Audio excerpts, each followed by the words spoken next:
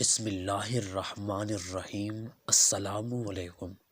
ایک بادشاہ نے کسی بات پر خوش ہو کر ایک شخص کو یہ اختیار دیا کہ وہ سورج غروب ہونے تک جتنی زمین کا دائرہ مکمل کر لے گا وہ زمین اس کو الاٹ کر دی جائے گی، اور اگر وہ دائرہ مکمل نہ کر سکا اور سورج غروب ہو گیا تو اسے کچھ نہیں ملے گا۔ یہ سن کر وہ شخص چل پڑا۔ چلتے چلتے ظہر ہو گئی تو اسے خیال آیا کہ اب واپسی کا چکر شروع کر دینا چاہیے، مگر پھر لالچ نے غلبہ پا لیا اور سوچا کہ تھوڑا سا اور آگے چکر کاٹ لو۔ پھر واپسی کا خیال آیا تو سامنے کے خوبصورت پہاڑ کو دیکھ کر اس نے سوچا اس کو بھی اپنی جاگیر میں شامل کر لینا چاہیے۔ الغرض واپسی کا سفر کافی دیر سے شروع کیا۔ اب واپسی میں یوں لگتا تھا جیسے سورج نے اس کے ساتھ مسابقت شروع کر دی ہے۔ وہ جتنا تیز چلتا سورج بھی اتنا جلدی ڈل رہا ہے۔ عصر کے بعد تو سورج ڈلنے کے بجائے پگھلنا شروع ہو گیا ہے۔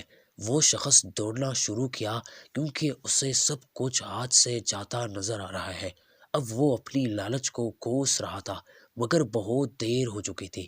دوڑتے دوڑتے اس کا سینہ درد سے پھٹا جا رہا تھا، مگر وہ تھا کہ بس دوڑے جا رہا تھا۔ آخر سورج غروب ہوا تو وہ شخص اس طرح گرا کہ اس کا سر اس کے سٹارٹنگ پوائنٹ کو چھو رہا تھا اور پاؤں واپسی کے دائرے کو مکمل کر رہے تھے۔ یوں اس کی لاش نے دائرہ مکمل کر دیا۔ جس جگہ وہ گرا تھا اسی جگہ اس کی قبر بنائی گئی اور قبر پر کتبہ لگایا گیا جس پر لکھا تھا اس شخص کی ضرورت بس اتنی ساری جگہ تھی جتنی جگہ اس کی قبر ہے۔ اللہ تعالیٰ نے بھی اسی طرف اشارہ کیا ہے، والعصر ان الانسان لفی خسر۔ آج ہمارے دائرے بھی بہت بڑے ہو گئے ہیں، چلیے واپسی کے سوچتے ہیں۔